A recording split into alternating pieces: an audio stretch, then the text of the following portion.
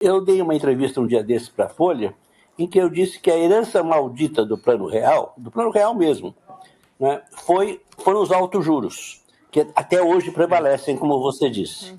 Quer dizer, porque esse plano foi um plano heterodoxo, completamente fora do que está nos livros textos. Né? Mas, quer dizer, e aqueles economistas eram considerados economistas estruturalistas, não é?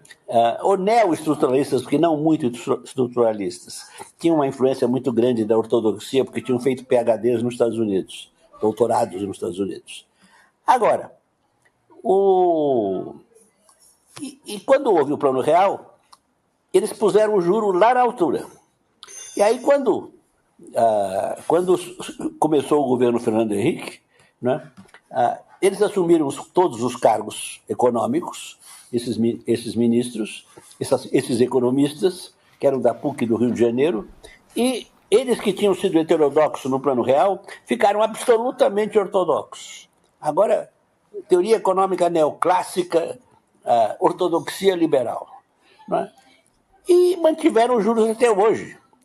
Foi caindo um pouco, é claro, né? Mas o Brasil, todos esses anos, teve as taxas de juros mais altas do mundo. Ora, isso é uma violência contra o país. É uma violência contra todos. Porque, quando me perguntam por que a taxa de juros é tão alta, eles me dizem, é por causa da inflação. Mas que inflação o quê?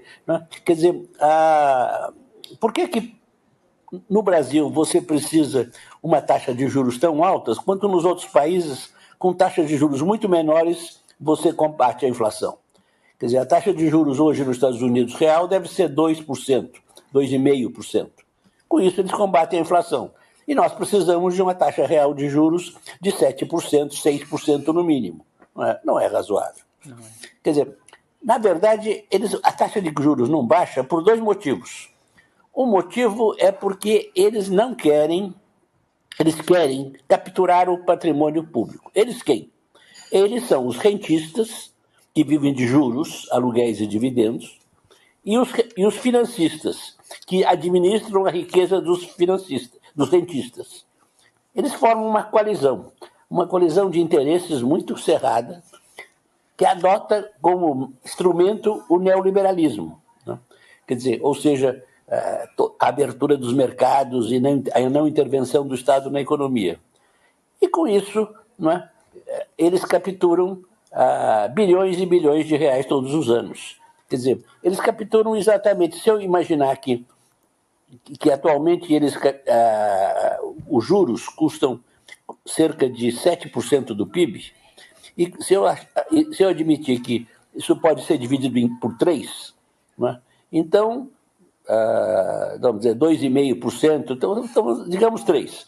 Quer dizer, então, mais 4 e 7% do PIB é capturado pura e simplesmente, não precisava disso.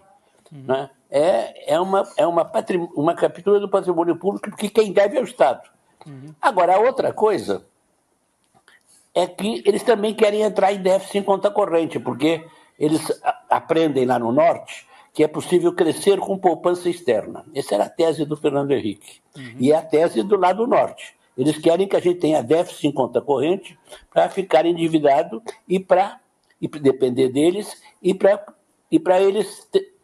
apreciar a nossa taxa de câmbio e assim impedir a nossa industrialização. Então, eles fazem questão de ter déficit.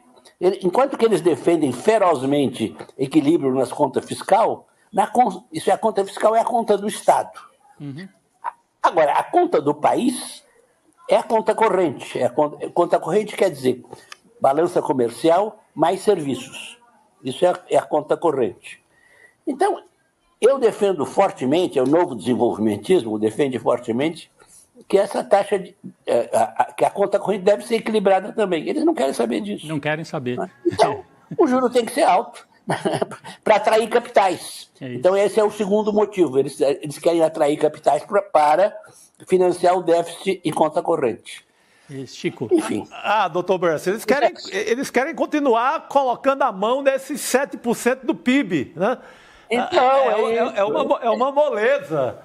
É uma moleza.